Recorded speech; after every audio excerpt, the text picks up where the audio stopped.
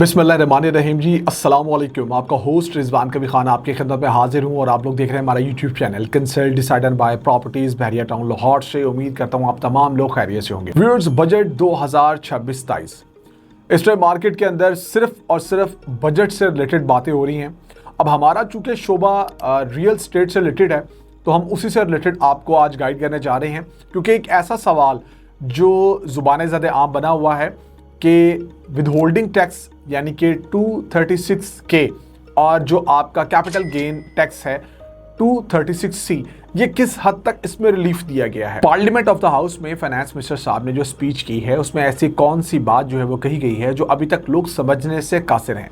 तो मैं आज आपको बताने जा रहा हूं कि क्या अमेंडमेंट्स हुई हैं और कितना बड़ा रिलीफ जो है वो बेचने वाले या खरीदने वालों को दिया गया है। आप लोगों ने वीडियो देखनी है, समझना है और समझने के बाद फिर ये डिसीजन लेना है। और उसके बाद भी जो चीज़ें आपको समझ नहीं आती हैं तो आप हमसे राय ले सकते हैं, मशवरा कर सकते हैं। सबसे पहले मैं आपके सामने एक क्लिप रखूंगा जिसके बिहाफ पे लोगों ने क्वेश्चंस रेज करना शुरू किए। काइंडली इस क्लिप को देखिएगा। जनाब स्पीकर, पाकिस्तान की मईशत में रोज़गार के मौके पैदा और सनती तरक्की का पहिया तेज़ करने में कंस्ट्रक्शन से बढ़कर कोई शोबा नहीं है। जब कंस्ट्रक्शन का शोबा तरक्की करता है तो सीमेंट, लोहा, शीशा, टिम्बर, पेंट, टाइल्स, हार्डवेयर और 40 से ज़ायद सनतें नशोनुमा पाती हैं। जायदाद की मुंतकली पर आयद विदहोल्डिंग टैक्स को माकूल बनाते हुए फाइलर्स के लिए ख़रीदारी पर टैक्स 2.5% से 1.5% करने की तजवीज़ है और फ़रोख्त पर 5.5% से कम करके 2.75% करने की तजवीज़ है। हमें उम्मीद है कि इस इक़दाम से कंस्ट्रक्शन की सरगर्मियाँ ज़ोर पकड़ेंगी और तामीरात का शोबा नशोनुमा पाएगा।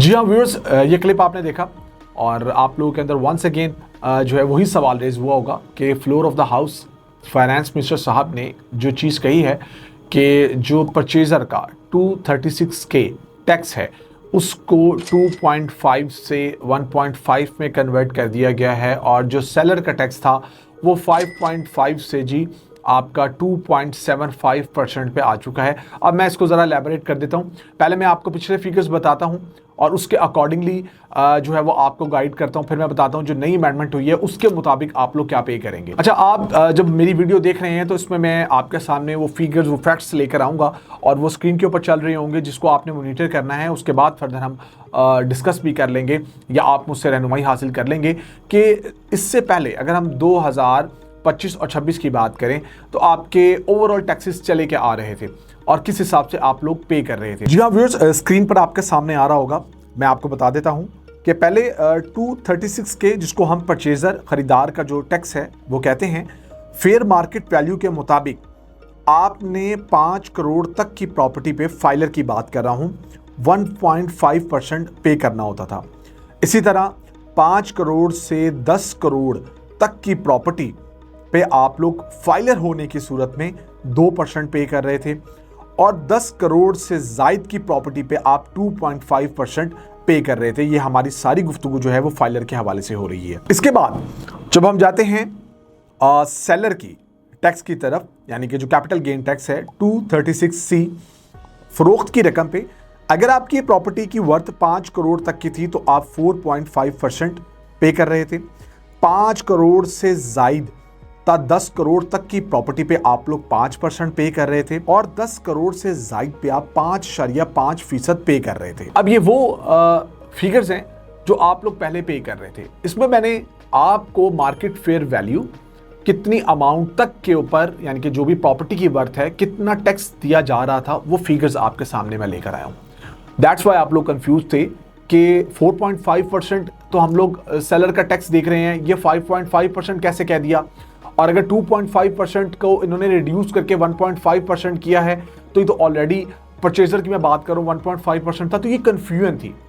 अब मैं आपको उस तरफ लेके जाऊंगा जिसमें मैं आपको बताऊंगा कि क्या क्या इम्पैक्ट पड़ रहा है कि जब ये इंप्लीमेंट हो जाता है 1 जुलाई 2026 को, तो आपका क्या क्या फायदा है। जी व्यूअर्स, वंस अगेन आप अपनी स्क्रीन पे देख रहे होंगे बजट 2026-2027 के बारे में। अब आ जाते हैं कि जो आपको फर्क पड़ा है। जैसे मैंने आपको पहले बताया था, जो आप लोग पहले पे कर रहे थे, अब उसका हम उल्टा देखेंगे कि आपको क्या डिफरेंशिएट जो है वो नजर आएगा। देखिए फिर वही स्टार्ट ले लेते हैं अब बड़ी प्रॉपर्टी से।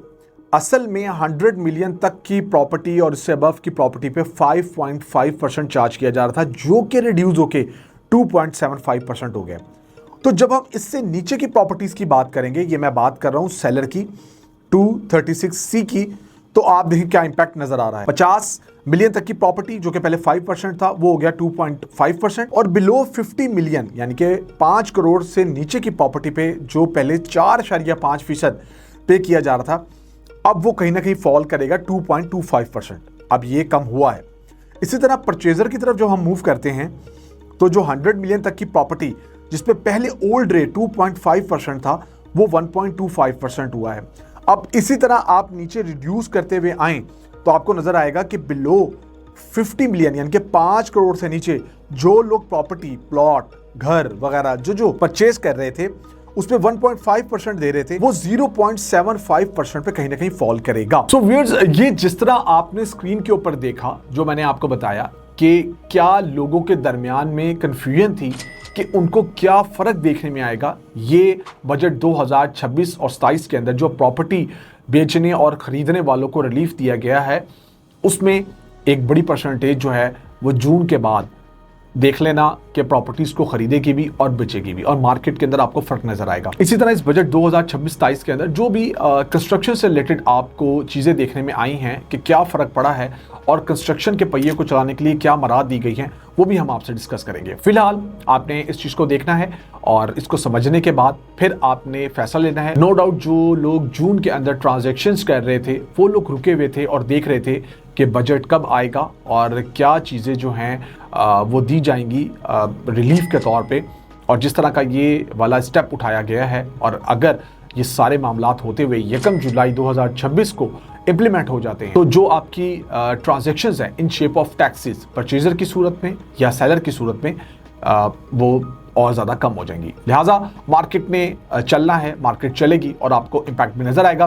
मैं फर्दर वीडियो बनाऊंगा और आपको कंस्ट्रक्शन से रिलेटेड बताऊंगा कि क्या मराज जो है वो दी गई हैं और क्या चीज़ें ऐसी हैं जो मार्केट को पॉजिटिविटी की तरफ लेके जाएंगी। फिलहाल अगर आपने कोई रहनुमाई लेनी है तो आप स्क्रीन पर दिए गए मेरे नंबर पर मुझसे कॉन्टैक्ट करेंगे, +92 333 111 5800। अपना बहुत सारा ख्याल रखें, दुआ में याद रखें। मुझे रिजवान कबीर खान को दीजिए इजाज़त। अल्लाह हाफिज़।